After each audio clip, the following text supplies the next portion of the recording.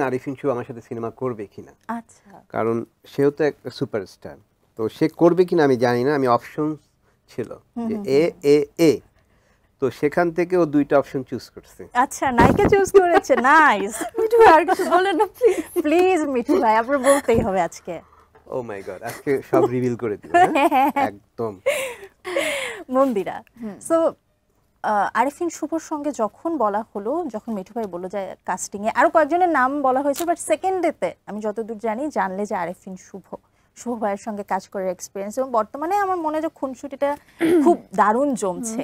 যেইভাবে এটা তোমাকে আমি একটু যদি বলে তারপরে ও বলুক প্লিজ তাহলে প্লিজ। জমবে, কারণ এইখানে আমি জানি না আরিফিন শুভ আমার সাথে সিনেমা করবে কিনা, আচ্ছা, কারণ সেও তো একটা সুপারস্টার। তো সে করবে কিনা আমি জানি না, আমি অপশন ছিল যে এ এ এ, তো সেখান থেকে ও দুইটা অপশন চুজ করছে। আচ্ছা, নায়িকা চুজ করেছে। নাইস। মিঠু ভাই আর কিছু বলেন না প্লিজ। প্লিজ মিঠু ভাই, আপনার বলতেই হবে আজকে।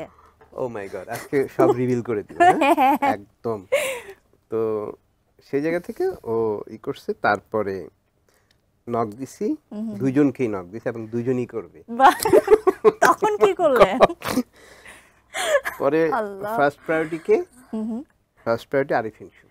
আচ্ছা, the super power of the heroine. তারপরে তো শুভ ভাইয়ের সাথে বসার পরে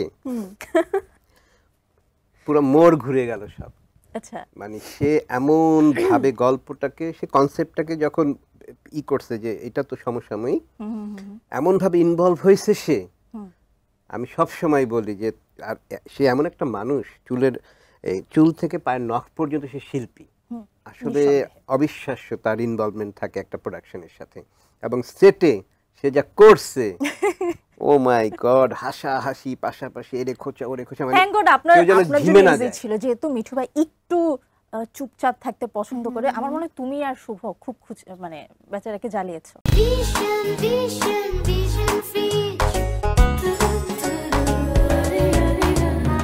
শুটিং এ আমি করনি, কোয়াইট ইম্পসিবল। আমার মতো ভদ্র মেয়ে এই দুনিয়া থেকেও পাবে না মিঠু ভাই।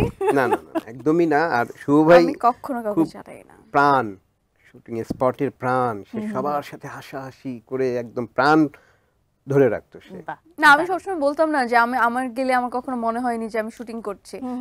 করেছি, কষ্ট তো সবাই করছে, কিন্তু একটা ফান, এমনও একটা এনভায়রনমেন্ট পরিবারের মধ্যে আছে, এটা মনে হচ্ছিল। এমনও হয়েছে যে আমরা স্পটে যাই নাই, শুভ ভাই পৌঁছে গেছে। আচ্ছা, মানে তিনি আমাদেরও হাতে নেওয়ার আগে সে চলে গেছে, মানে এতটাই সে ইনভলভ ছিল। তো মাঝখানে তার মা মারা গেলেন, এইটা একটা স্যাড পার্ট ছিল আমাদের।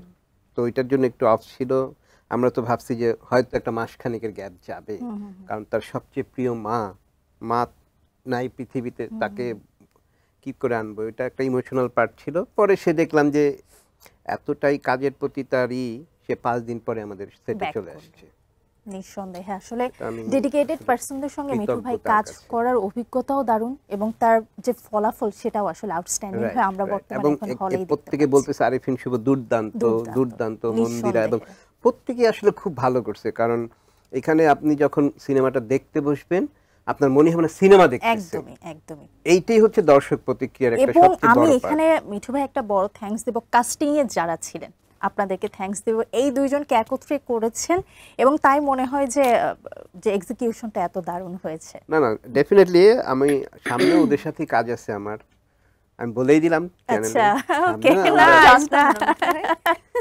না